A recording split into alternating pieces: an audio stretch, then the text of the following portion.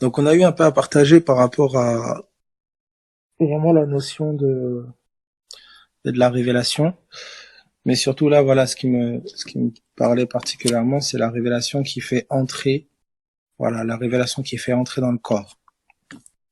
La révélation qui me donne d'entrer dans le corps et qui me donne d'opérer dans le corps. Donc on avait pris ensemble. Vous vous souvenez que, voilà, c'est tout l'enseignement sur la maison de Dieu, bien sûr. Donc, 1 Chronique 17, David qui veut bâtir une maison à Dieu. Et on sait, d'accord, par la révélation du Saint-Esprit, quand le voile est ôté, on saisit que le bâtisseur de la maison, c'était Christ, que la maison en question, c'était l'Église, donc 1 Timothée 3,14, 1 Pierre 2,5.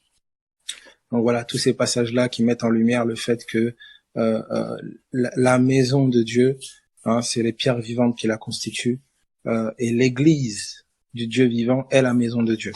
Donc on avait vu ensemble en fait que la parole qui avait été donnée dans 1 Chronique 17, ce sera un de tes descendants qui me bâtira une maison, je serai pour lui un père, il sera pour moi un fils. On sait que celui qui a été à la fois fils de David et à la fois fils de Dieu, c'était le Christ. Salomon, c'était pas le cas. Donc Salomon n'était qu'une ombre. Il était que l'ombre du véritable bâtisseur. Et le véritable bâtisseur, donc voilà, c'est Christ. Donc voilà. Donc le véritable bâtisseur, c'est Christ. C'était le premier point qui avait été posé. Ensuite, dans l'enseignement sur la maison de Dieu, on évolue. Et ça dit, ben voilà, Christ est le bâtisseur, ok, quelle maison il a bâti, puisqu'il n'est pas venu avec du matériel, de maçon ou quoi que ce soit, quelle maison il a bâti. Et là, on voit ensemble, on comprend ensemble que la maison qu'il a bâtie, c'est l'Église. Donc, il est la pierre angulaire, il est la pierre de fondement. Et voilà, chaque individu constitue une pierre vivante. Et voilà, donc c'est l'Église du Dieu vivant qui est la maison de Dieu. Maintenant, de manière pragmatique, comment le Seigneur bâtit en fait, comment il va à la rencontre de chaque pierre vivante, comment il établit ça.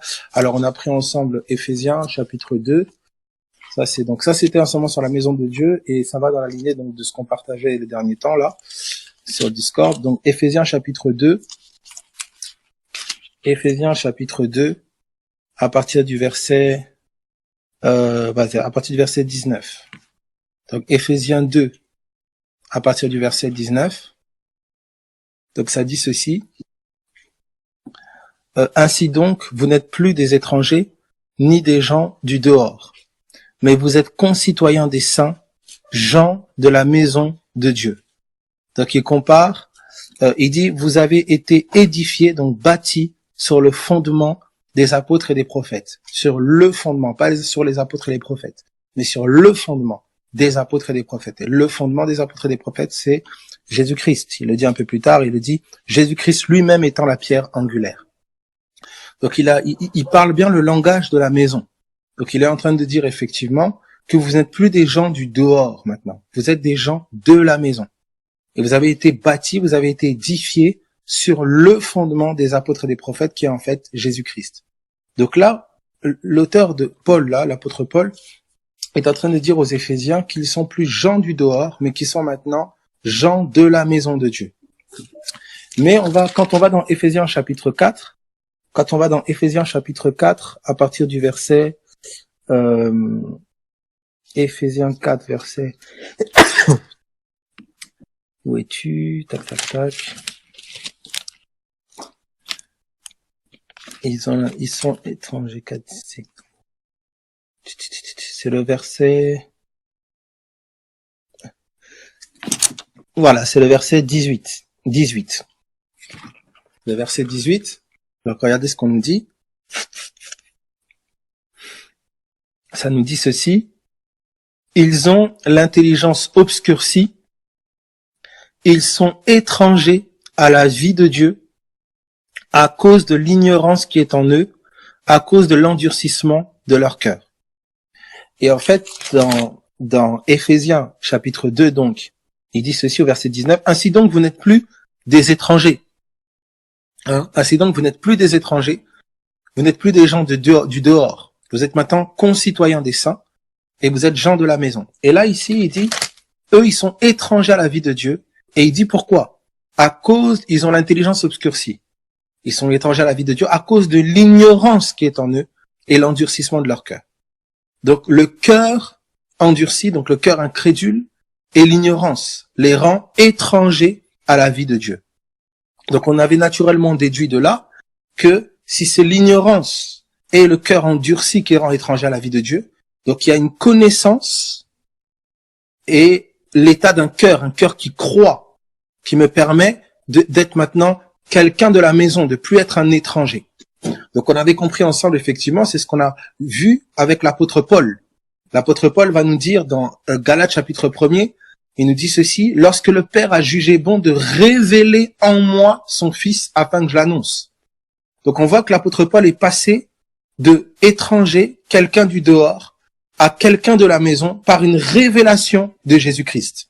Donc on a compris ensemble que on entre dans l'église, on entre dans la maison, non parce qu'on t'a invité dans un bâtiment, non parce qu'on t'a invité sur Discord, non parce qu'on t'a invité dans un lieu et puis on t'a donné une carte, on t'a fait signer une carte d'adhérent et maintenant tu appartiens tu adhères à telle association, je ne sais, mais tu entres dans la maison par une révélation de Jésus-Christ. C'est cela. Tu ne peux entrer dans la véritable maison que par une révélation de Jésus-Christ. On a vu ensemble que là, vous comprenez qu'on ne touche pas à une maison qui est physique, qui est naturelle. On peut être dans un même lieu physique, mais ne pas être dans un même lieu spirituel. Et l'église est spirituelle. L'église n'est pas un rassemblement physique, c'est un rassemblement spirituel. C'est un rendez-vous spirituel. Et on ne peut être de l'assemblée des saints, de l'assemblée de Dieu, que par révélation. On entre par le ticket, par la porte de la révélation de Jésus-Christ. Ça, je peux t'inviter quelque part, je peux t'inviter dans un lieu, mais tant qu'il n'y a pas révélation, tu n'entres pas. Tu n'entres pas. Donc voilà comment tu peux être à la porte. Tu peux être juste là, mais tu n'entres pas. À moins qu'il y ait révélation. Or, qui donne la révélation? C'est le Saint-Esprit. C'est comme ça qu'il est dit, que j'aime cette lecture de Actes des Apôtres, où il est dit que chaque jour, le Seigneur ajoutait. C'est lui qui ajoutait. C'est lui qui conduisait les apôtres et les disciples vers les hommes et les femmes de paix. C'est-à-dire vers les hommes et les femmes qui étaient appelés à entrer. Hein, vous avez l'exemple un exemple pragmatique avec Corneille. Avec Corneille et Pierre. Cette connexion que le Saint-Esprit fait entre Corneille et Pierre. Vous avez aussi cette connexion entre Philippe et l'eunuque éthiopien, qui est en train de lire simplement le prophète Ésaïe, et il s'interroge, mais de qui parle le prophète Ésaïe? Quand le Saint-Esprit, par la bouche de Philippe, lui révèle que le prophète Ésaïe parle du Christ, alors cet homme-là décide de se faire baptiser, et puis il s'en va. Et Philippe disparaît, donc cet homme-là s'en va, on ne sait pas où il va. Vous voyez? Donc il n'est pas resté avec Philippe, mais il est entré dans la maison. Donc c'est ça qui est très important. Alors, pourquoi c'est important de comprendre ça? C'est important de comprendre ça parce que ça casse la mentalité du nombre. Beaucoup de personnes pensent qu'il s'agit de rassembler beaucoup de personnes. Ah, il faut que beaucoup de personnes viennent à cet événement. Les gens pensent beaucoup église terrestre, matérielle. Voilà pourquoi beaucoup sont dans des concours oui, mon église, tel nombre, moi j'ai tant de membres, tant de membres. C'est presque devenu un concours de bodybuilding entre pasteurs. Parce que tu peux avoir 100 personnes. Il y en a que 2 qui sont dans la maison. Les 98 autres sont pas dans la maison. Donc en fait, c'est c'est pas ton église. 2, c'est pas toi qui fais entrer les gens dans la maison. Il y a que Christ qui peut bâtir son église. Il y a que Christ qui connaît les cœurs. Donc il y a que Christ qui peut produire. Il y a que le Saint-Esprit qui peut produire la révélation dans le cœur. C'est pour ça qu'il est dit que l'œuvre de Dieu, c'est que vous croyez en celui qui l'a envoyé. Donc c'est l'Esprit de Dieu qui fait entrer dans la maison, qui fait de moi un homme qui était un étranger, un concitoyen des saints, et qui fait de moi un homme qui était quelqu'un du dehors, quelqu'un de la maison. C'est lui qui le fait. Maintenant, l'apôtre Paul dira ceci dans 1 Corinthiens. On peut le prendre 1 Corinthiens chapitre 3. 1 Corinthiens chapitre 3. C'est ce que l'apôtre Paul nous dit, parce que là, naturellement, on s'interroge sur le rôle de l'homme. 1 Corinthiens chapitre 3, à partir du verset premier, à partir du verset, qu'est-ce que je dis? 1 Corinthiens 3, 11, je crois. Non, même plus haut, 9, voilà. 1 Corinthiens 3, 9. Donc, voici ce qui est dit. Alors, ça change ton idée. Pourquoi? Ça change même l'approche, la mentalité. Je vois toujours des personnes que, voilà, je sais pas, il y a tellement ce problème-là par rapport à la masse, au nombre. par rapport au même le fait qu'on soit d'être ensemble. Si ce n'est pas la révélation de Jésus-Christ qui nous réunit, nous ne sommes pas de la même assemblée. L'assemblée est spirituelle. L'apôtre Paul dira ceci: je ne suis pas avec vous, etc., mais je suis au milieu de vous en esprit. Hein, c'est comme ça qu'il était dit de l'Église qu'elle était un seul cœur, une seule pensée, un seul cœur, une seule âme. Je sais plus comment il dit ceci. C'est d'être dans la même pensée, c'est d'être dans le même esprit. Et c'est comme ça qu'il n'y a que Christ, en fait, qui bâtit. Comment bâtit-il son Église? Par la révélation de sa personne à chacun. Et ben, l'Église est bâtie. Vous voyez, l'Église est bâtie. Voilà pourquoi un homme ne peut pas bâtir. Un homme ne peut pas construire, ne peut pas bâtir l'Église. Tu sais même pas le cœur d'un homme. Tu peux toi on peut mettre plein de choses en place pour réunir le maximum des gens, faire des choses attrayantes, de la lumière avec de la fumée, des musiques un peu fun, des petits repas, des petits cafés, tout ça. Et puis on fait des rassemblements, c'est comme ça, je trouve que les gens ici sont gentils, sont tranquilles. On peut faire des rassemblements de bouddhistes, on peut faire des rassemblements ésotériques, on peut faire des rassemblements de yoga. On s'assit tous, on commence à faire et puis on se sent bien ensemble. C'est pas ça l'Église.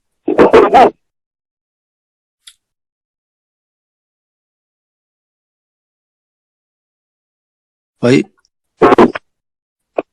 Coupe ton micro. Ok. Ouh là là là là.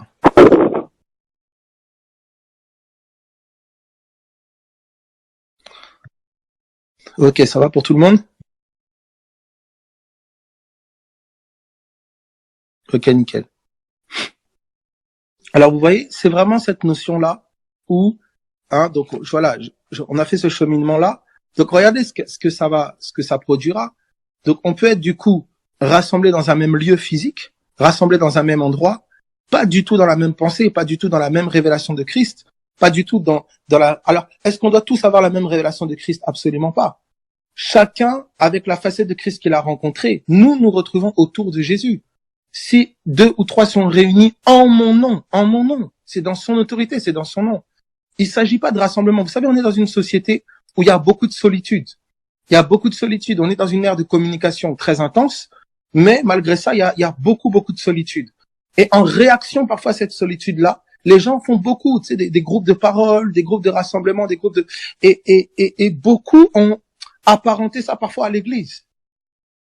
Alors, il y a quelqu'un qui se sent un peu seul. Ah non, vous vous réunissez, ah machin, ça, c'est sympa, on parle du tout, de rien, du thé, du café, on rigole. Ah, c'est l'église, ah, c'est trop sympa, c'est trop cool. Attends, mais Christ, il n'y a pas de révélation de Christ n'est pas enseigné. Il n'y a pas, c'est pas des disciples. On a un groupe de people, je sais pas, un groupe de personnes, tout ça, et puis on dit, ah, l'église, c'est ça. Mais non.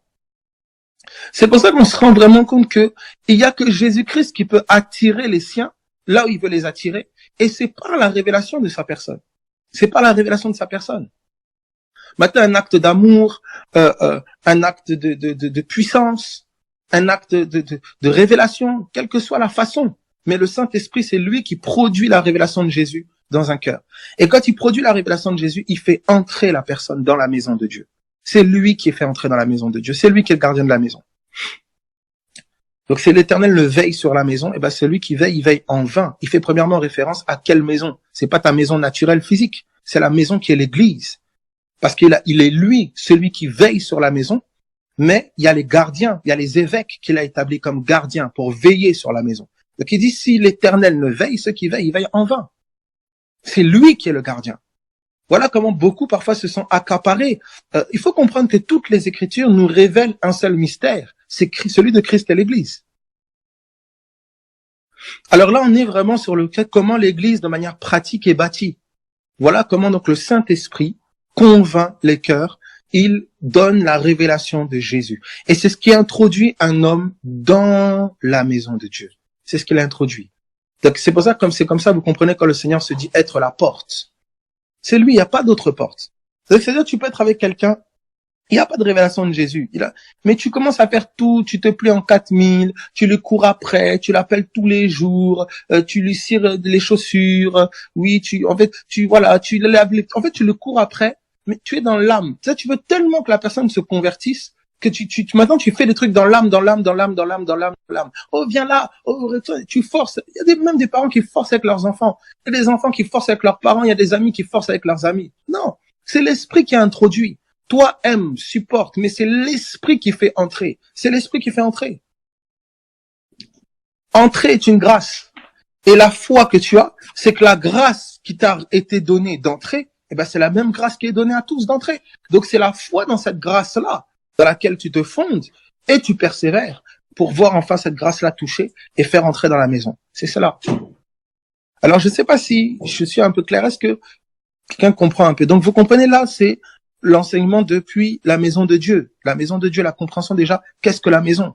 Donc, la maison, déjà, on comprend que c'est l'ensemble des croyants. Ils constituent des pierres vivantes. D'accord? L'ensemble des croyants constituent des pierres vivantes.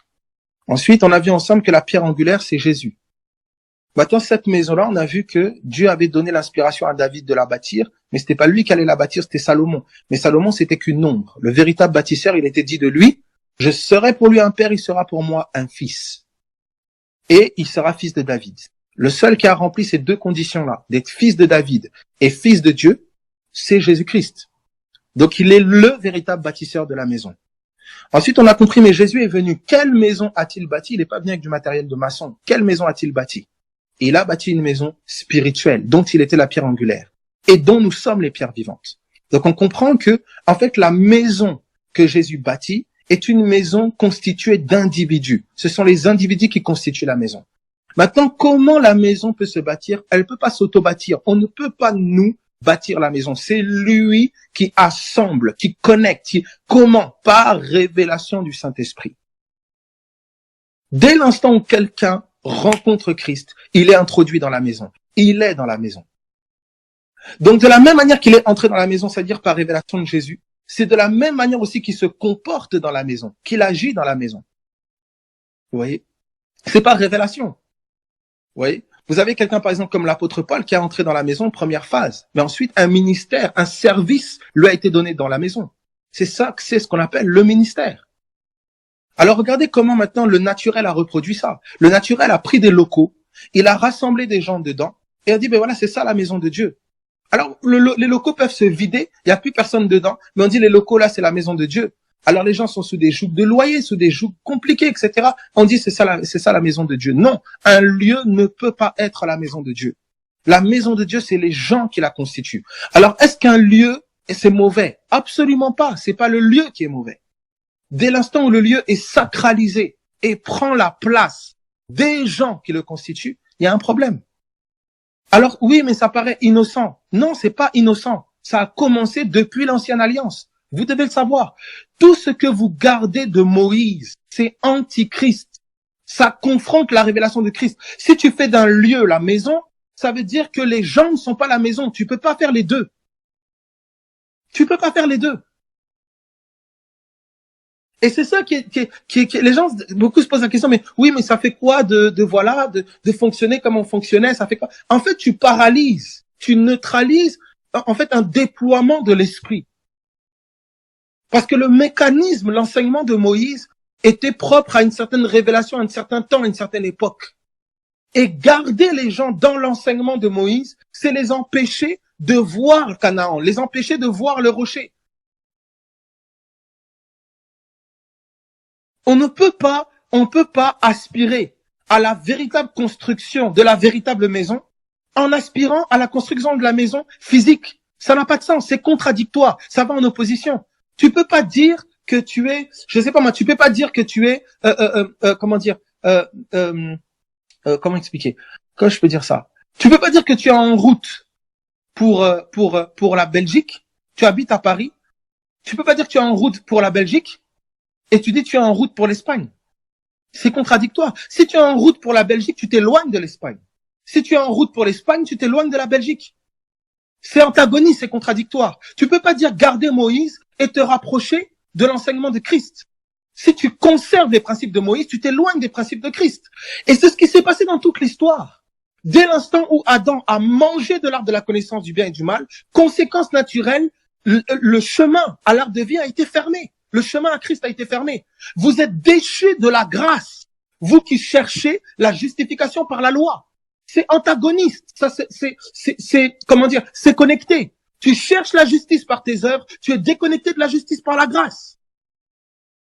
tu cherches à faire par tes propres capacités, tu es déconnecté de sa capacité.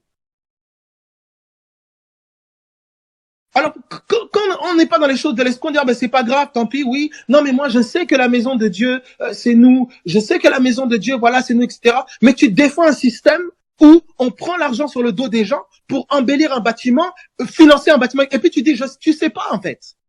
Et c'est comme ça que beaucoup, en fait, à l'époque, disaient croire ce que Jésus disait, mais ils n'osaient pas le dire publiquement de peur d'être chassés de leur synagogue, parce qu'ils préférèrent la gloire des hommes plutôt que la gloire de Dieu. C'est cela. Je ne peux pas dire A et je suis dans B. Je ne peux pas dire je suis en route vers la Belgique et je suis en route vers l'Espagne. C'est pas possible. C'est des routes opposées. Je ne peux pas dire je suis de Moïse et je suis de Christ. Non. Et vous devez le savoir, hein, les persécuteurs, les principaux persécuteurs de l'Église, prenons-le ensemble. Prenons ensemble Galates. Prenons par exemple Galates. Prenons ensemble Galates, chapitre 4.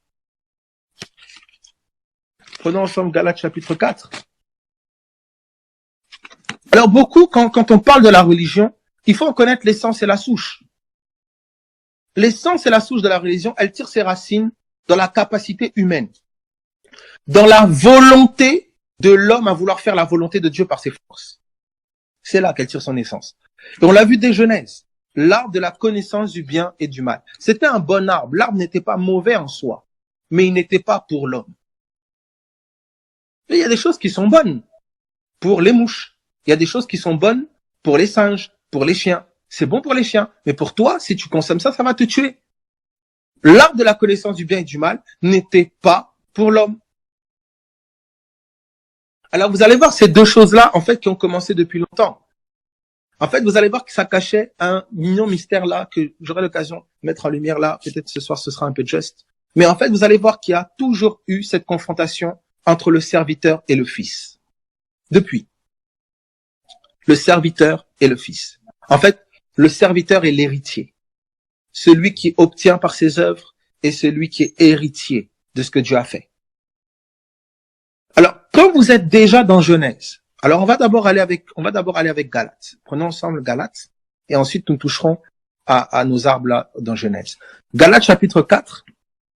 Galates chapitre 4. Tu ne peux pas mixer les deux. Tu ne peux pas mixer les deux. Davantage tu t'éloignes de Belgique, tu vas vers l'Espagne. Davantage tu vas vers la Belgique, tu t'éloignes de l'Espagne. Tu ne peux pas te rapprocher des deux en même temps. Donc si tu continues à tenir Moïse, tu es en train de lâcher Christ. Si tu commences à tenir davantage Christ, tu es en train de lâcher Moïse. Alors j'explique quand j'ai parlé de lâcher Moïse. Alors, Galates chapitre 4, à partir du verset 21. Est-ce que ça va pour tout le monde jusque-là? Galates 4, 21. Est-ce que ça va, Galates 4, 21? Ok. Donc ça dit ceci. Le problème, c'est le plan. Vous avez le problème, c'est le plan. Excusez-moi, le problème, c'est le plan. Si on t'a dit seulement, écoute, il te suffit de rouler. Eh ben, tu peux rouler pour l'Espagne, tu peux rouler pour la Belgique, tu peux rouler en route vers, je sais pas moi, la Roumanie, la Bulgarie.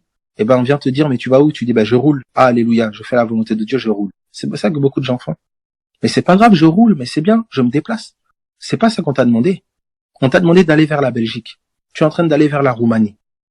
C'est comme ça que beaucoup, ils font l'œuvre de Dieu comme ça passe dans leur tête. Ah, mais voilà, moi j'ai fait comme ça. Bon, oui, bah, ça c'est bien. Je trouve que ça sonne bien, ça fait bien. Mais ça fait bien dans quelle direction, dans quel sens, pourquoi, comment? C'est quoi le but? C'est cela. Alors je peux faire des rassemblements. Mais écoutez, si c'est une affaire de rassemblement seulement, mais les témoins de Jéhovah font des rassemblements.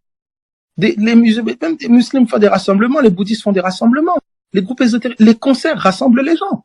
Tu mets de la bonne musique qui sonne, boum boum, avec un peu des projecteurs, tout ça, un peu de fumée, tout ça, yeah, yeah, yeah, tout ça. Mais ça va rassembler les gens. C'est l'église.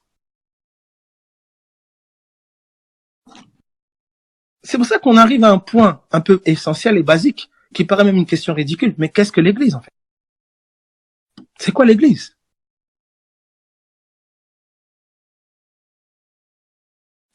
Vous avez quelqu'un qui quitte un bâtiment, qui quitte un lieu, il a quitté l'église. Il est rejeté, il a quitté l'église, oh, t'es plus dans l'église. Mais c'est quoi l'église? Dès là, qui l'a fait rentrer? C'est toi qui l'as fait rentrer dans l'église? Oui. Si tu l'as fait rentrer dans ton association, c'est l'église, je comprends maintenant que quand il quitte l'association, il quitte l'église. Pour toi.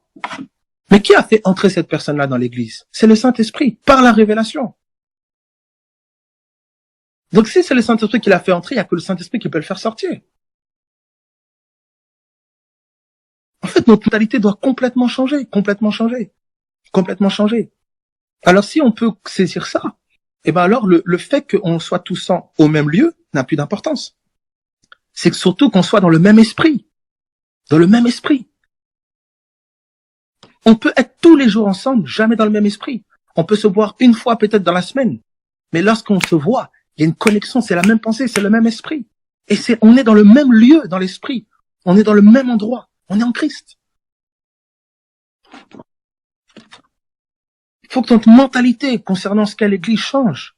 Notre conception, notre manière de concevoir l'Église change. Alors, Galates chapitre 4, à partir du verset 21. Dites-moi, vous qui voulez être sous la loi. Ne comprenez-vous point la loi? Alors, beaucoup ont apparenté la loi aux règles. Alors, dès l'instant, voilà, des gens, dès qu'il y a un peu, oui, ben voilà, avant, j'essayais de faire ça et tout ça, je faisais ça, j'étais sous la loi. Ça. Dès que vous parlez un peu de discipline à quelqu'un, ah non, j'étais sous la loi. Dès que vous appelez quelqu'un à faire un peu un effort, c'est sous la loi. Écoute, tu vas pas rester allongé, tu regardes le plafond, tu dis, oh, la grâce, c'est pas comme ça. Paul dit, j'ai travaillé plus que vous tous, non pas moi du moins, mais la grâce qui habite en moi. La grâce, elle se met en marche. Quand on parle de la loi, on ne fait pas référence à la loi comme un ensemble de règles. C'est pas vrai. La loi, on parle de la Torah, c'est l'enseignement de Moïse. C'est l'enseignement.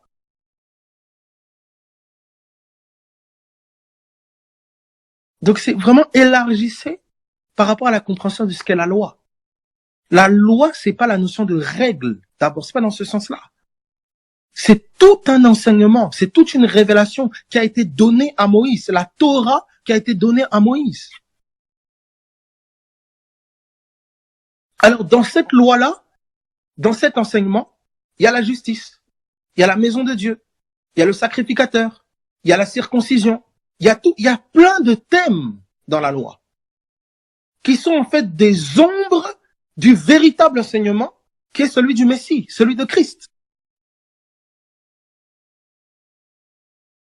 Donc, il y a la loi de Moïse et il y a la loi du Messie. Donc, quand tu vas dans la loi de Moïse, la maison de Dieu, c'est quelque chose. Quand tu vas chez le Messie, la maison de Dieu, c'est autre chose. Mais la maison de Dieu, c'est Dieu qui a dit maison de Dieu. Mais quand tu vas chez Moïse, c'est l'ombre. Quand tu vas chez Christ, c'est la réalité. Tu vas chez Moïse, il y a la manne. Il y a le pain du ciel. Tu vas chez Christ, il y a le vrai pain du ciel. Tu vas chez Moïse, il y a le serpent d'airain. Tu vas chez Moïse, il y a la justice par les œuvres. Tu vas chez Christ, il y a la justice par la foi. Il y a une autre justice. Il y a le vrai pain. Il y a le vrai serpent d'airain qui était lui-même. Tu vas chez Moïse, il y a la circoncision de la chair. Tu vas chez Christ, il y a la circoncision du cœur, la véritable circoncision. En fait, c'est cela, l'enseignement du Messie, l'enseignement de Christ est le dévoilement de l'enseignement de Moïse. Ça veut dire quand tu restes sous Moïse, tu restes dans l'ombre. Il y a le sabbat chez Moïse, un jour de repos. Il y a le sabbat chez Christ. Il y a le temple chez Moïse, il y a le temple chez Christ, il y a le tabernacle chez Moïse, il y a l'arche chez Moïse. Il y a le temple, il y a le tabernacle, il y a l'arche chez Christ. Tu peux pas être dans les deux arches, tu peux pas être dans les deux temples. Parce que Ismaël et Isaac ne peuvent pas hériter les deux de la promesse. Ils peuvent pas hériter les deux. Un doit chasser l'esclave et son fils. C'est ça que Paul nous explique. Regardez dans Galates chapitre 4. Est-ce que ça va pour tout le monde jusque-là? Est-ce que ça va? Si vous pouvez mettre des Y, je sais que ça suit, je peux aller.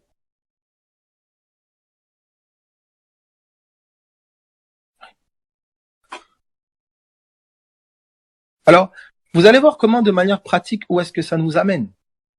De manière pratique, en fait, ça nous amène à arriver à cette vie qui n'a que pour substance Christ. Arriver à cette vie, en fait, qui n'est plus dans l'ombre. Ça veut dire découvrir la véritable maison. C'est plus un lieu qui définit et caractérise sa présence, c'est des gens et le cœur de ces gens. Il n'y a plus besoin d'un intermédiaire entre moi et Dieu, mais il est le seul intermédiaire.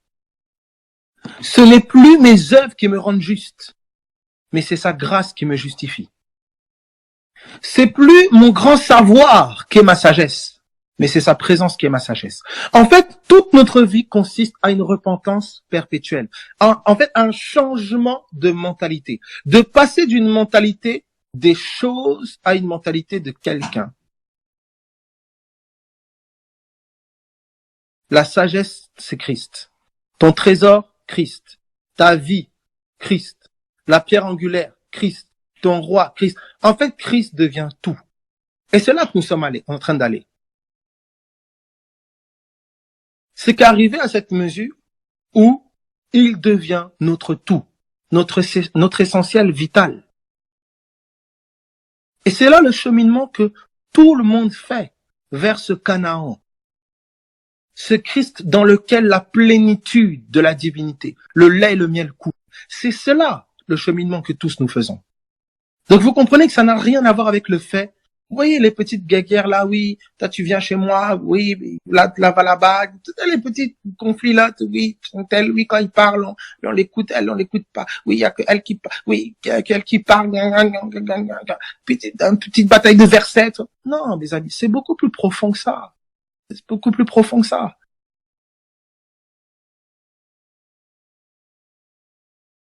Il y a un appel, en fait, à ce que Christ soit formé en toi, dans ton quotidien, avec ton mari, ta femme, tes enfants, tes amis, tout ça. Il y a cet appel-là, à ce cœur-là qui ne pense plus que Christ. Et il n'y a que l'œuvre de la grâce qui peut faire ça dans un homme. C'est un cheminement que tous nous faisons, c'est ça. Alors si nous nous rassemblons, en quelque sorte, et quelle que soit l'heure ou quoi que ce soit, c'est dans le but d'évoluer dans cette direction-là. Toujours. Si c'est pas pour évoluer là, ça devient, voilà, de distraction, du machin, voilà, de mettre petit message en fond, voilà, ça me détend. Non. Saisis la parole de Dieu comme si ta vie en dépendait, parce que ta vie en dépend. Écoutez, c'est simple, hein. Tout ce que tu vas mettre à la place de Christ va s'effondrer. C'est vraiment important de le savoir. Tout ce que tu vas mettre à la place de Christ, ça va s'effondrer. Si c'est pas aujourd'hui, c'est demain. Si ce sera pas demain, ce sera dans une semaine. Ce sera pas dans une semaine, ce sera dans un... Ce sera pas dans un mois, ce sera dans un an. Ce sera pas dans un an, dans 2, dans 5, dans 10, dans 20 peut-être. Mais ça s'effondrera. Et je prie que ça s'effondre vite pour que tu te rends compte rapidement que c'est Christ qui doit être l'essentiel de ta vie. Imaginez-vous quelqu'un qui aura misé toutes ses forces pendant 15 ans, 20 ans dans quelque chose pour que 20 ans après ça s'effondre. Imaginez un peu. Béni soit Dieu quand tes yeux s'ouvrent vite. Béni soit Dieu, même si parfois c'est souffrance et peine. Mais c'est une souffrance et une peine qui en vaut la peine, parce qu'elle t'amène vers l'authenticité, le véritable. Mais beaucoup ne veulent pas entendre ça. Ils veulent entendre que comme ils sont là, c'est bien. Ils veulent entendre que Jésus n'est pas l'essentiel, hein. Jésus n'est pas l'essentiel de leur vie. Ils sont ballottés à toutes circonstances, tout vent, à gauche, à droite, préoccupés par des choses complètement secondaires, complètement futiles. Mais ils veulent entendre que, ah oui, Dieu aime ça, il est avec toi, alléluia, oui. Et tiens, il te donne ce nouveau travail parce que, voilà, tu vas être content quand tu auras ce travail. Oui, tiens, il te donne plus d'argent. Oui, tiens, mais tu es toujours colérique, nerveux. Tu es toujours, toi, tes pensées, tout, tu es susceptible. Tu sais, moindre situation, tu es incrédule comme pas deux. Tu n'as pas de travail, tu te sens rien. T'as pas d'argent, tu te sens rien. Un tel te considère pas, ou t'oublies, ou t'appelles pas, ou je sais pas, tu fais tu es bizarre. Et ça, Dieu, il t'applaudit. Mais ça, mes amis, mais Dieu n'est pas soucieux, premièrement, de ma vie matérielle, c'est secondaire. Il est soucieux de ma vie intérieure. Parce que c'est la vie de l'éternité, c'est la vie qui va rester. On parle de l'éternité.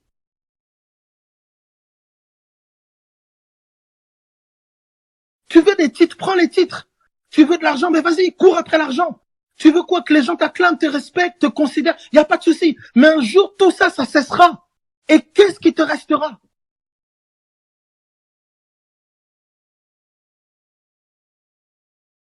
Un jour, cet homme, cette femme te quittera. Soit il mourra, soit il mourra un jour, soit il partira, soit un jour vous serez séparés. Qu'est-ce qui te restera? Mais béni soit Dieu si c'est en Christ que vous êtes. Parce qu'un jour, nous nous retrouverons. Parce que nous sommes éternellement ensemble. C'est cela.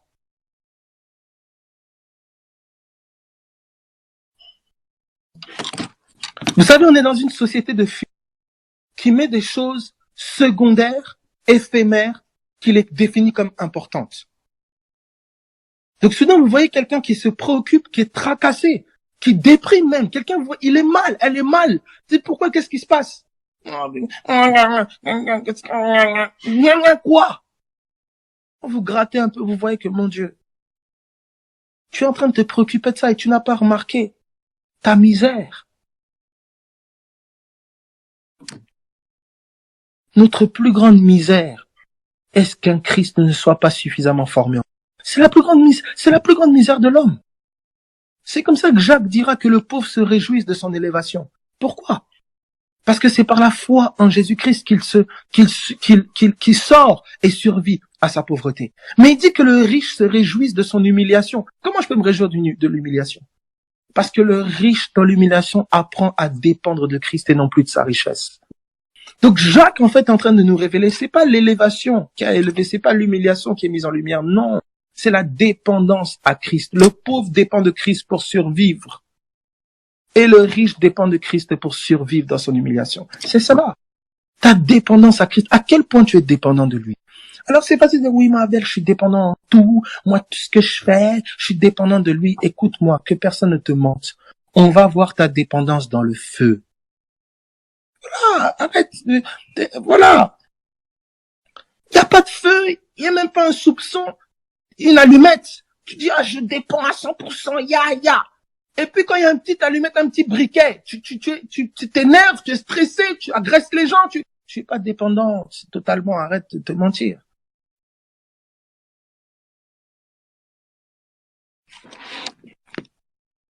Et nous allons tous vers cette dépendance. Toujours plus, toujours plus, toujours plus, c'est l'histoire d'une vie. Alors est-ce que vraiment on a la possibilité d'avoir du temps à perdre pour se disputer là, cultiver dans le cœur ça, aller... Non. La dépendance à Christ. En fait, c'est la foi. Et on est sur ce chemin. Paul dit qu'il a combattu le bon combat. Il a achevé la course. C'est quelle course? C'est cette course de la foi, cette confiance inébranlable en lui. Dans la maladie, hors de la maladie, dans la disette, dans l'abondance, désespéré ou pas, circonstances contraires ou pas, famille qui abandonne ou pas, mort ou pas. Cette dépendance inébranlable, cette confiance, cette assurance. Parce que quoi qu'il arrive, tout ce que je peux voir est éphémère. Mais nous regardons aux choses invisibles qui, elles, sont éternelles. C'est cela. Ta source de joie n'est pas dans la circonstance qui change premièrement. Ta source de joie, c'est lui.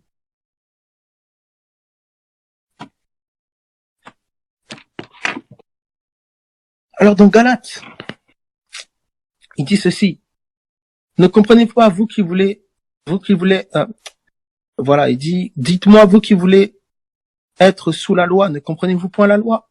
Car il est écrit qu'Abraham eut 2 fils, un de la femme esclave et un de la femme libre. Mais celui de l'esclave naquit selon la chair, et celui de la femme libre naquit en vertu de la promesse. Donc, promesse synonyme d'esprit. Les choses d'esprit, on n'y accède pas par nos efforts charnels, mais par une confiance dans la promesse. Tu me l'as promis. Vous voyez? Il apparente naître de l'esprit à naître de la promesse. Tu me l'as promis. Je saisis la promesse pour mon père, je saisis la promesse pour ma mère. Je saisis la promesse pour mon ami. Je saisis la promesse pour mes enfants. C'est pas à coup de versets ou à coup de prendre quelqu'un à la gorge pour l'amener, je sais pas où, tel bâtiment, tel truc, oh, viens à la réunion. Non, je saisis la promesse. Et même si plus personne ne croit à la promesse, je saisis la promesse pour eux. Même si tout le monde doute et ne veut plus y croire, espérant contre toute espérance, je saisis la promesse. Et c'est là, est-ce qu'il y a un homme qui peut croire en la promesse? Est-ce qu'il y a un homme qui peut se tenir à la brèche et croire en la promesse, même si elle tarde? Est-ce qu'il y a un homme qui peut croire en la promesse, même quand tout semble contraire? C'est cela. Et je vois, c'est aisé, de dire oui, ah oui, moi j'y crois, ah oui, vraiment, oui, vraiment. Des gens même qui appellent combat, ce qui n'est même pas un combat. Tu te disputes un peu avec tel, tout ça. Non, il y a des combats. Quels combats? Des combats engendrés toi-même. En vérité, n'est que combat, ce à quoi tu es plus attaché, parfois qu'à Christ.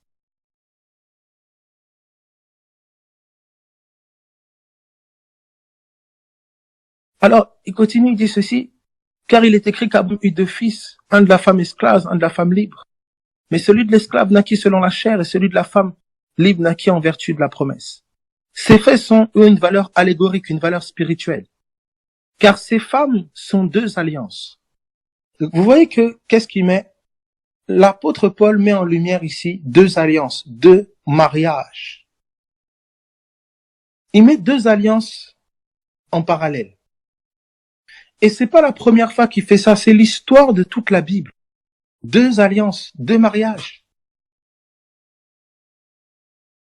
Et vous savez que la seule condition, s'il vous plaît, la seule condition pour qu'une femme puisse se remarier, il fallait que son époux meure.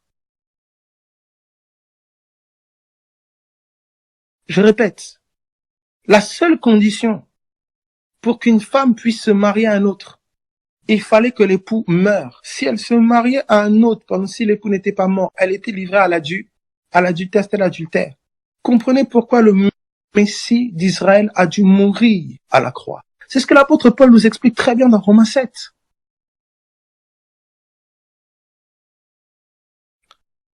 L'histoire de ces deux alliances-là, c'est la base. L'arbre de la connaissance du bien et du mal, l'arbre de vie. Caïn, Abel. Agar, Sarah. Léa, Rachel. Ésaü, Jacob.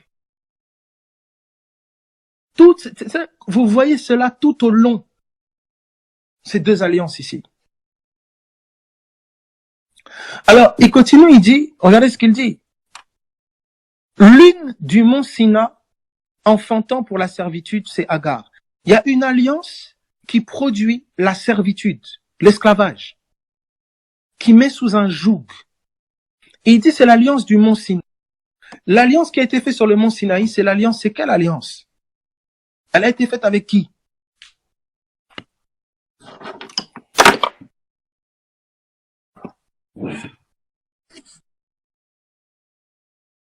C'est une question. Là, je sais qu'il y en a qui se disent, ah, est-ce qu'il peut répéter la question? Voilà, par adieu. Moïse. Voyez. Donc, on vous dit que, regardez bien ceci. On vous dit que l'alliance, voilà, c'est notre ami Moïse. On vous dit que l'alliance qui a été faite avec Moïse, elle enfantait pourquoi? La servitude. C'est quand même étrange, quand même, c'est interpellant. Elle enfantait pour la servitude. Vous voyez, quand Jésus parle aux pharisiens, il dit, vous êtes esclaves. Il dit, oh, parce que tu peux, toi-même, t'es pas conscient. Je suis pas conscient que je suis sous une forme de joug. Vous voyez? Et là, il dit, elle enfante pour la servitude. Regardez la suite. C'est Agar. Et Agar, c'est le mont Sina en Arabie. Elle correspond à la Jérusalem actuelle, qui est dans la servitude avec ses enfants. Donc, ça correspondait à la Jérusalem actuelle, la Jérusalem d'en bas. Donc, la Jérusalem d'en bas, c'était le siège, le lieu de l'ancienne alliance. La Jérusalem d'en bas. Et ses enfants. Donc, regardez maintenant la suite. Qu'est-ce qu'il dit? Il dit, mais la Jérusalem d'en haut est libre. C'est notre mère, car il est écrit. Regardez bien. Il dit, la Jérusalem d'en haut, elle est libre. C'est notre mère. Donc, l'apôtre Paul, pourquoi il dit c'est notre mère? Parce que bon, je passe Ésaïe 54, regardez, verset 28. Pour vous, frères, comme Isaac, vous êtes enfants de la promesse. Et de même qu'alors celui qui était né selon la chair persécutait celui qui était né selon l'esprit. Ça veut dire qu'il y a une puissance une puissance de persécution dans la première alliance vis-à-vis de ceux de la nouvelle alliance. C'est ça qui est terrible. C'est-à-dire que quand tu es dans l'ancienne alliance, dans la mentalité de l'ancienne alliance, en fait, instinctivement, spirituellement, tu es antichrist. Je ne peux pas dire, ah, frère, comment ça? Oui, oui. Mais comme souvent, on nous a pas révélé Christ. Elle va dire, mais non, moi j'aime Jésus, voilà, tout ça. Ben, ok. Si Christ est le bâtisseur de la maison, et tu prétends, toi, être le bâtisseur de la maison, tu cherches à faire quoi? À prendre sa place. Qui a voulu prendre sa place sur la sainte montagne de Dieu? En fait, tu es antichrist, tu ne te rends pas compte. Si Christ est le berger, et que toi, c'est toi maintenant qui veux devenir berger, ou tu veux maintenant mettre les gens sous un joug, c'est mes brebis, mais tu deviens quoi? Tu es antichrist berger, antichrist bâtisseur de la maison. En fait, en fonction de la facette de Christ qui est révélée, tu verras que quand tu conserves les principes de l'ancienne alliance, tu deviens antichrist sans le vouloir. Et voilà comment tu peux être zélé avec un amour sincère, hein, envers un système qui est contre celui qui t'a appelé.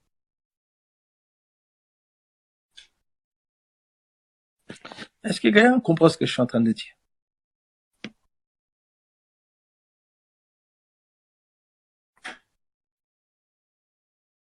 Alors, regardez ici.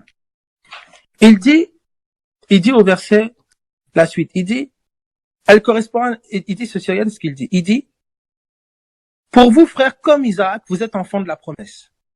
Donc quand il dit, la Jérusalem d'en haut, c'est notre mère, il fait référence à Sarah. Et quand il parle d'Agar, il dit c'est la mère des autres. Donc c'est la mère d'Ismaël. Quand Jésus est venu dans la chair, il a dit que le salut vient des Juifs.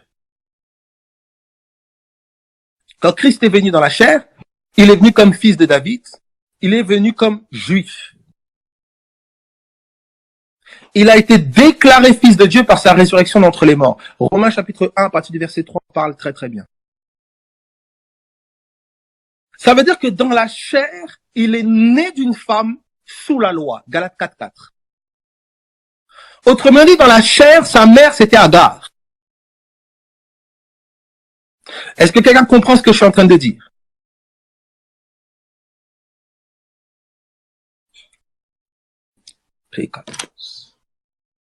Est-ce que ça va?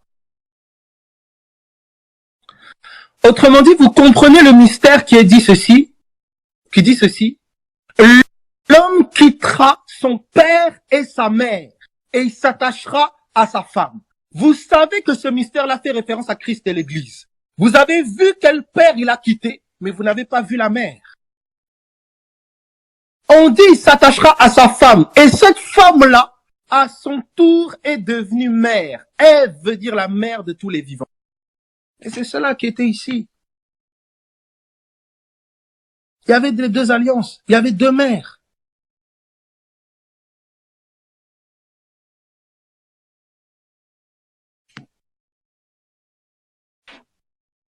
Ok. Est-ce que je peux aller? Quelqu'un comprend ce que je suis en train de dire? Ok. Ok. Je reprends. Ça, je sens que on aimerait vraiment aller pousser plus loin. Voilà, on va vraiment à deux. Là, ça va quand même à 2 à l'heure, hein. Seigneur Dieu, aide-nous quand même. Alors, regardez. L'apôtre Paul vous parle de Agar et Sarah. Il vous dit que les deux là, ce sont deux alliances. Et il vous dit que une première alliance, elle enfante pour la servitude. Il présente Agar comme une mère et il présente Sarah comme une mère. Et Sarah a eu Isaac, Agar a eu Ismaël. Paul dit, la Jérusalem d'en haut, c'est notre mère à nous. Mais la Jérusalem actuelle, celle d'en bas, c'est la mère des circoncis selon la chair. Donc il parle de deux mères. Quand Christ est venu, il est venu né d'une femme sous la loi. C'est-à-dire qu'il était juif dans la chair, il est venu du peuple juif. C'est-à-dire qu'il a dit clairement le salut vient des juifs. Même pendant du temps de sa chair, il dit n'allez pas vers les païens, les incirconcis, n'allez pas vers eux. N'allez que vers les brebis perdues de la maison d'Israël. Il est venu pour les juifs. Est-ce que je peux aller?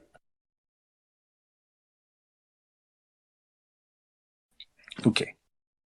Maintenant, le texte de l'écriture dit ceci. Dans Éphésiens, chapitre 5, à partir du verset 23, lorsqu'on vous parle du mystère, l'homme quittera son père et sa mère. C'était la première alliance. L'homme quittera son père et sa mère, il s'attachera à sa femme et ils deviendront une seule chair. Et il dit, cela fait référence à Christ et l'Église. On a vu la femme à laquelle il s'est attaché, Ève. Mais notez bien, pour ceux qui connaissent l'écriture, Genèse, la femme, elle a été appelée femme parce qu'elle a été tirée d'Adam. Ça, c'était le premier nom qu'on lui a donné, femme. On l'appellera femme parce qu'elle a été tirée de l'homme. Mais il y a un autre nom qu'on a donné à la femme, c'est Ève, parce qu'elle est la mère de tous les vivants. Autrement dit, il y a un père et une mère qui ont été quittés pour révéler un autre père et une autre mère. Vous comprenez cela? Je ne sais pas si quelqu'un est en train de comprendre.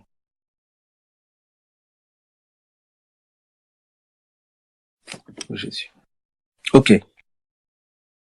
Je peux aller encore à une autre facette encore. Vous avez pris Abraham et Sarah.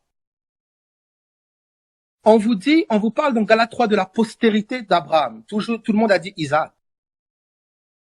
Et quand on parle de la postérité d'Abraham, le fameux promis, vous savez que c'était l'ombre de Christ. On dit à ta postérité et à pas tes postérités comme s'il s'agissait de plusieurs, mais à ta postérité comme il s'agit d'une seule.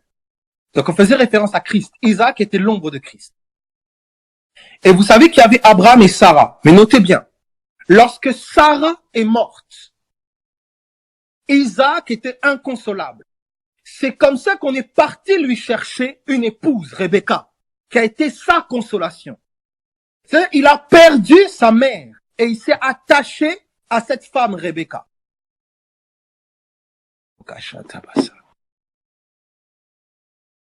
Toutes ces ombres-là nous révélaient en fait que Dieu allait tourner le dos à l'alliance première pour aller vers une nouvelle alliance. Est-ce que quelqu'un est en train de comprendre un peu ici?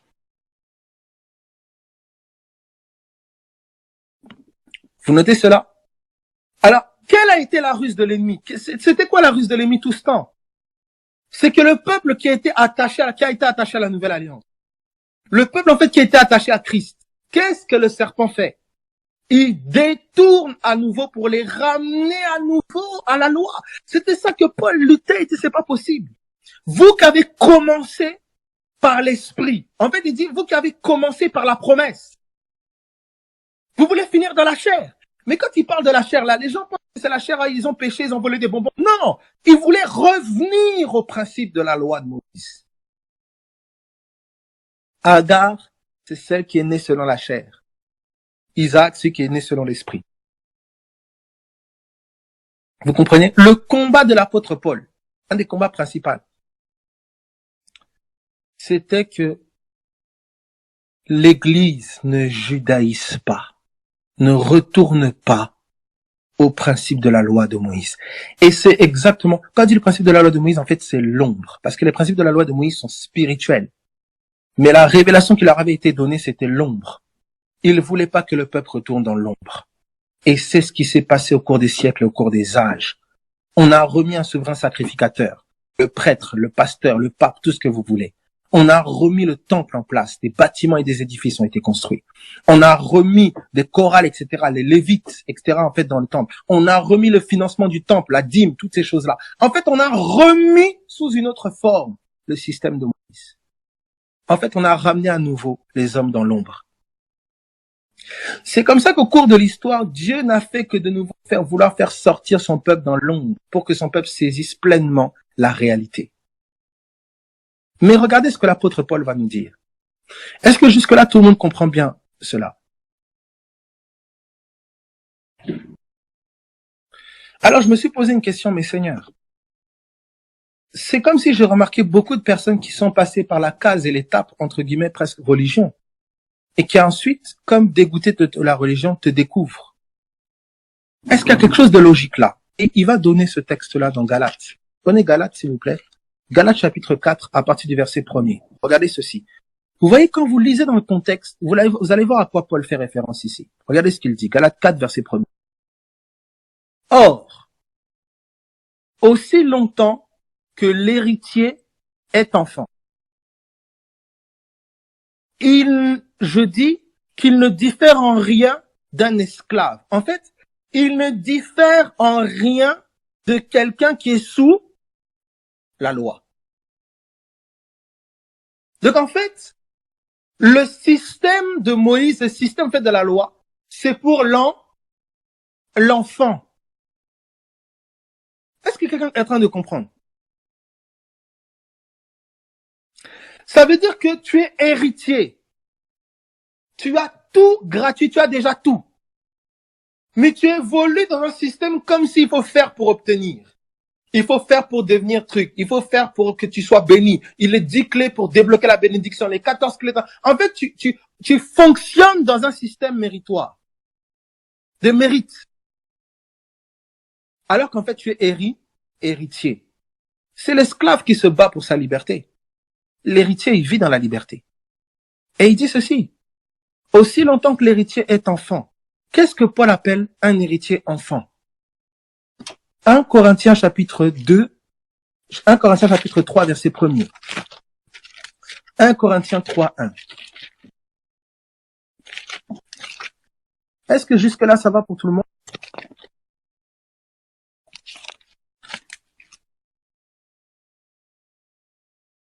Ok. Qu'est-ce que Paul appelle un héritier enfant?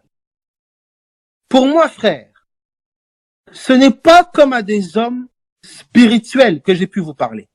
Pas comme à des hommes matures, mûrs, des hommes spirituels. Regardez ce qu'il dit.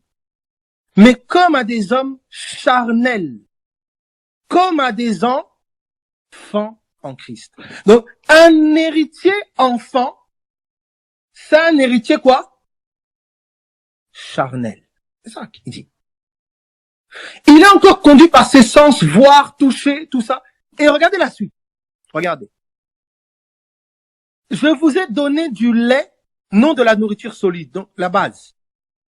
Car vous ne pouviez pas la supporter. Quand tu viens dire à un enfant, ah non, écoute, tu n'as pas besoin du bâtiment, tu peux vivre là, l'esprit est en toi. Quoi? Mais comment vous faites? Comment vous faites pour... Quoi? Il l'imagine pas, il conçoit pas. Il peut... Tu lui enlèves son dimanche. Il est dépassé. C'est l'enfant. Regardez la suite. Et vous ne le pouvez pas même à présent. Parce que vous êtes encore charnel. En effet, puisqu'il y a parmi vous de la jalousie et des disputes. Ah, c'est qui parle à celle qui a fait comme ça, à lui, de tel ministère. C'est quoi ton ministère, toi, tout ça. Bref, il dit, il y a de la jalousie. Parce que, écoutez, dans la maison, il y a un combat, une course au titre. Dans la véritable maison, nous sommes tous, la victoire de l'autre, c'est ma victoire. La grâce que l'autre manifeste, c'est ma grâce. Sa joie, c'est ma joie. Paul dit, mes souffrances sont pour votre gloire. C'est pour ça que la jalousie n'est pas au milieu d'une église christique. Elle n'est pas.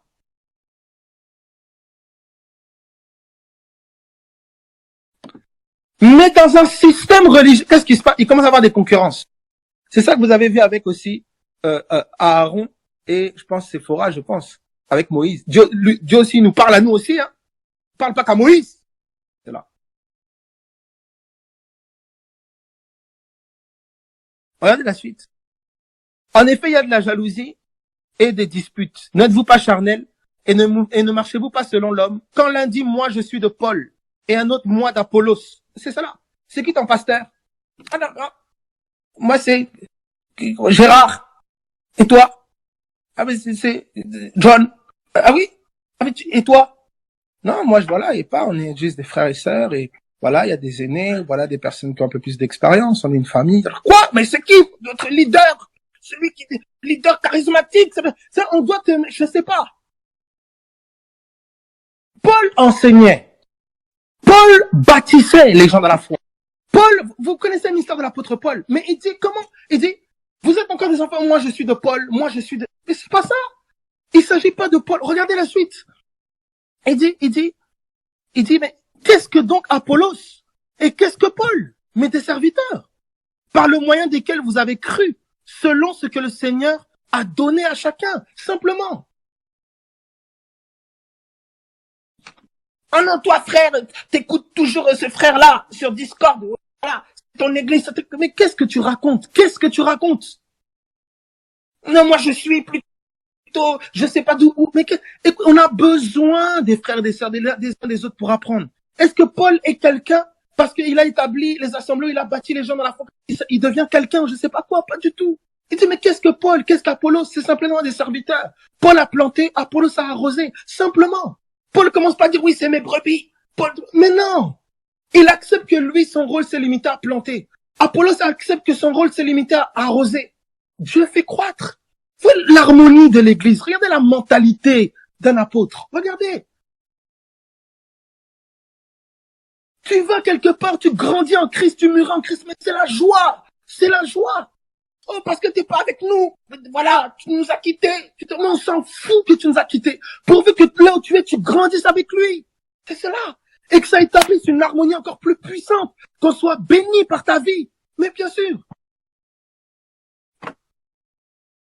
Que Dieu nous aide. Vraiment que Dieu nous aide. Dieu nous aide. Dieu nous aide. Alors, vous voyez, enfant, il dit c'est charnel. Et avec la mentalité de la chair, quand on dit charnel, là, ne voyez pas que le mauvais, mais c'est tout l'aspect humain. Regarde, j'aime un autre synonyme qui donne à charnel. Il dit, mais s'il y a de la jalousie et des disputes parmi vous, c'est le verset 3. Ne marchez-vous pas selon l'homme? En fait, vous marchez selon l'homme, selon l'humain, pas selon le divin. Donc, en fait, quand il parle de chair-esprit, il parle de humain-divin. En fait, il dit, tu penses pas comme Dieu. C'est ça qu'il est en train de dire ici. Vous pensez pas comme Dieu. Et c'est là maintenant, vous voyez comment, c'est là maintenant, vous voyez l'héritier. L'héritier. On dit l'héritier aussi longtemps qu'il est enfant. Retournons dans Galates maintenant. Donc ça veut dire que quelqu'un qui est charnel, quelqu'un qui est encore avec une mentalité humaine, ne voyez pas charnel comme quelque chose de péjoratif. C'est quelqu'un qui est encore conduit par sa chair, parce qu'il voit, parce qu'il touche, il a besoin de, voilà, il est encore conduit par ses sens quelque part. Et ben, écoutez, quelqu'un comme ça, il dit il est enfant. Un enfant, il a besoin de grandir.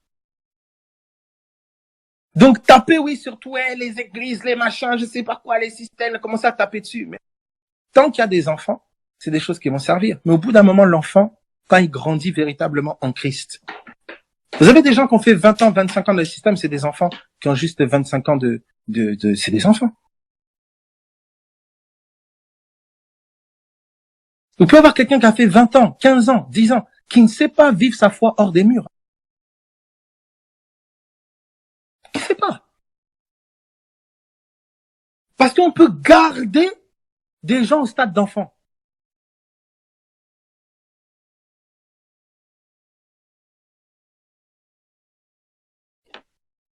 Oui. Alors, qu'est-ce qu'il nous dit ici? Continue, Galates 4.1, il dit ceci. Or, aussi longtemps que l'héritier est enfant, je dis qu'il ne diffère en rien d'un esclave, quoi qu'il soit le maître de tout. Ça veut dire que c'est lui qui contrôle tout. Mais il réfléchit, il pense comme un esclave. Donc en fait, l'enfant, un démon vient le titiller, le démon arrive à lui faire croire que c'est lui qui domine. Alors qu'en fait, c'est toi qui as domination sur lui, c'est toi qui es le maître, c'est toi qui contrôle. Mais il arrive à te faire croire que c'est lui qui te domine, que c'est lui qui te gère. Un enfant est maître de tout. De par nature, il est maître, c'est lui qui est le maître, c'est lui qui a la domination, c'est lui qui contrôle. Mais il est un mendiant. Donnez-moi les 10 clés pour que débloquer je sais pas quoi. Comment louer pour faire secouer le trône de Dieu. Comment, toutes les techniques de mendiants. Le fils héritier rend grâce. Il dépend de l'héritage. Il n'est pas autant, mais il rend grâce parce qu'il croit en la parole. Et la parole dit, tu es héritier. Je t'ai tout donné pleinement. Grandis dans ce que je t'ai donné. Alors Seigneur, ouvre-moi les yeux dans ce que tu m'as donné. Voici à quoi sert le Saint-Esprit. Le Saint-Esprit vous a été donné afin de vous révéler ce qui vous a été donné par grâce, que vos yeux s'ouvrent. Mais tu es héritier, tu es héritière. Tu as ma vie. Tous les trésors de la sagesse et de la connaissance sont en Christ. Tu sais tout. Tu sais exactement ce que tu dois faire. Tu sais exactement où tu dois aller. Tu sais exactement comment ça doit être fait. Tous les trésors de la sagesse et de la connaissance sont en Christ et Christ est en toi. Je t'ai tout donné en lui. C'est ce qu'il dit.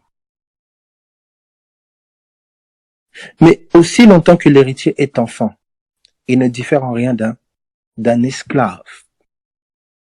Et le système de la loi, c'était quoi? Faire les choses, obtenir d'eux. Si je respecte toutes ces choses-là, j'aurai la justice. Si je respecte ça, j'aurai la sagesse. Si je sais, j'aurai la grâce.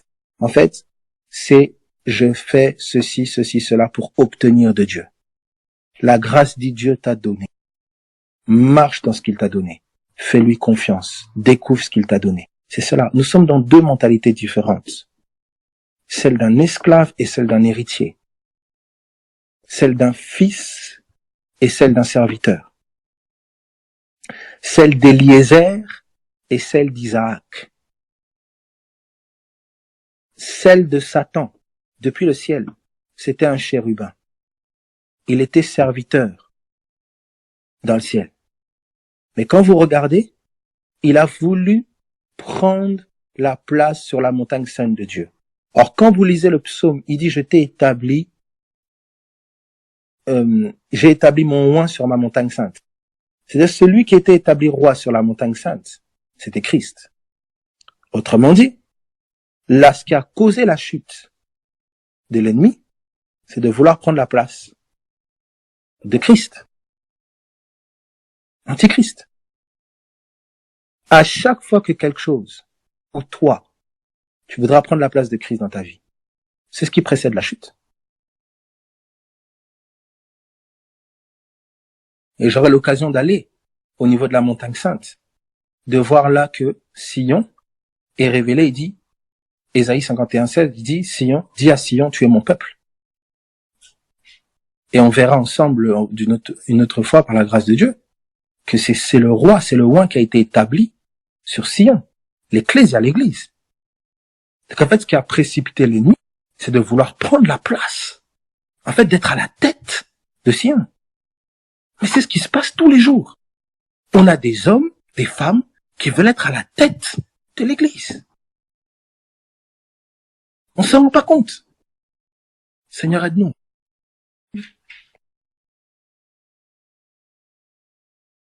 Alors on va chercher les grands antichrists de je sais pas, au palais de je sais pas où, etc. Alors que c'est là, ils étaient au milieu de nous, mais ils n'étaient pas des nôtres. Des hommes et des femmes qui veulent prendre en otage, qui veulent s'affirmer, qui veulent qu'on les écoute que, qui veulent, je sais pas moi, qu'est-ce que le cœur poursuit. Mais au nom de Jésus-Christ de Nazareth, en tout cas, il y a des évêques, je le crois, il y a des gardiens. Et les évêques et les gardiens veilleront et veillent sur une chose, que le nom de Jésus et le nom de Jésus seul soit glorifié. Je prie, c'est vraiment ma prière, que de mon vivant et jusqu'à ma mort, que le nom de Jésus-Christ soit élevé et glorifié là où les saints sont assemblés pour écouter sa parole. Qu'aucun homme, qu'aucune femme ne prenne la place. Et si quoi que ce soit de cette manière venait à arriver, que la chute soit précipitée au nom de Jésus-Christ de Nazareth.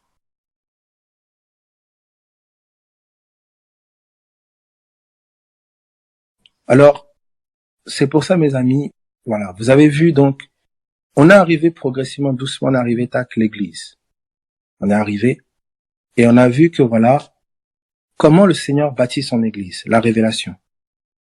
Il utilise des instruments, il utilise les instruments divers, des hommes, des femmes, voilà, Apollos, Paul, etc., avec un seul but, c'est que Christ soit révélé, que Christ puisse grandir dans les cœurs.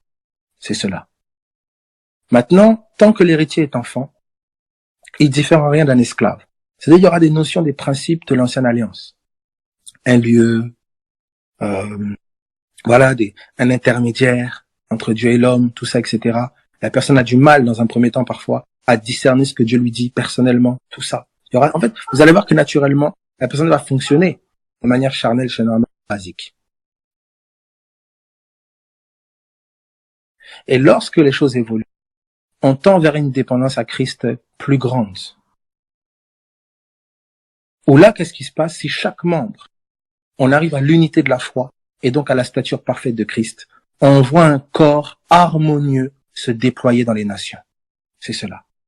Et là, c'est plus des croyants qui sont réunis dans un lieu, forcément, non, mais c'est des croyants qui sont réunis dans une même pensée. Vous avez beau détruire leur lieu, vous avez beau fermer leurs bâtiments, vous avez beau fermer leurs maisons, vous avez beau les empêcher de se réunir, ils se réunissent en esprit. Ils sont connectés en esprit. Parce que c'est le même esprit qui les anime. Je le crois au nom puissant de Jésus-Christ de Nazareth.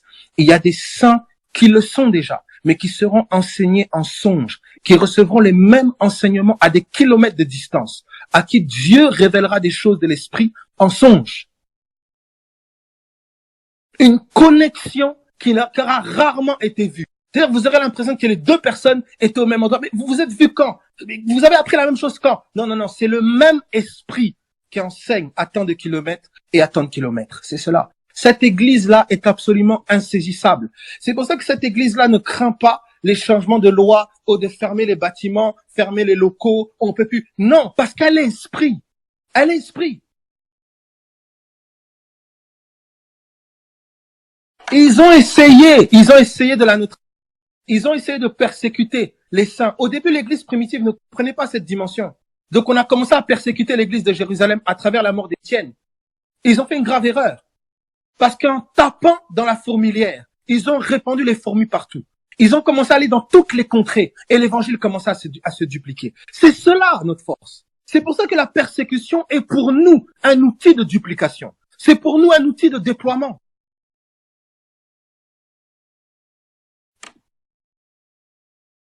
Les maisons s'ouvriront de plus en plus.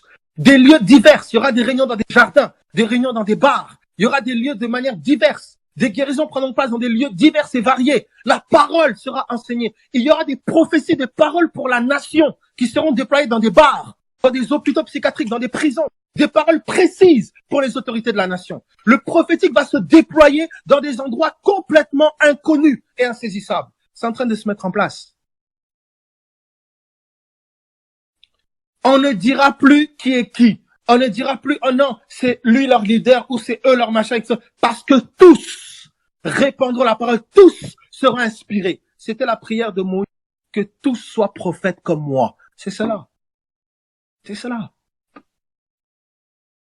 Mes amis, on va pas arriver là avec des cornflakes ou avec des machins. Non, mes amis, on va arriver là avec la parole. Un cœur qui garde la parole. Je sais pas dans combien d'années. Je sais pas si c'est l'année prochaine, dans 5 ans, dans 10 ans, dans 15 ans, dans 20 ans, dans quel que soit le temps. Nous gardons la parole dans le cœur et nous aspirons à ce que nos yeux voient cette réalité-là. Cette unité mystique de l'Église. C'est cela. Voilà le but des discords. Voilà le but des temps de partage. Voilà. Alors, mes amis, vraiment, voilà. Pardonnez-moi de, je sais pas moi, nous n'avons pas le temps de descendre, je sais pas quoi, débat, je sais pas quoi, bref. Voilà. Si tu as un problème, écris-moi à part. Parle-moi, pose-moi la question, tout ça, etc. Si voilà, voilà. Mais vraiment, mes amis, gardez vos oreilles, gardez vos cœurs. Parce que je sais que là où l'Esprit de Dieu est en train de venir, je vous dis la vérité, Satan est très mécontent. Et la caractéristique première de Satan, son nom, Satan, est diable. Diabolos, Satana. C'est accusateur, calomniateur. C'est son arme première. Mais béni soit Dieu. Parce que la calomnie impose parfois aux gens de venir écouter. C'est l'erreur qu'ils ont fait quand ils ont envoyé les pharisiens pour aller écouter Jésus. La conclusion qu'ils ont tirée, ces espions, c'est jamais homme n'a parlé comme cet homme. Je prie que quelles que soient les calomnies qui sont dites à ton sujet au nom de Jésus, que ceux qui sont envoyés pour trouver sujet à calomnie dans ta vie trouvent sujet de témoignage et de conversion. C'est pour ça, garde la parole de Dieu. Annonce la parole de Dieu. Sois fidèle à la parole de Dieu. Quelle est la parole de Dieu? Le témoignage de Jésus-Christ, la révélation de l'enseignement du Messie. C'est là où nous sommes. Les amis, soyez bénis, soyez fortifiés, soyez encouragés, en espérant que ça a plus ou moins été compris. Et je compte sur la grâce de Dieu. De toute façon, je sais que vous comprenez tout. Amen. Voilà. Donc soyez bénis les amis en tout cas.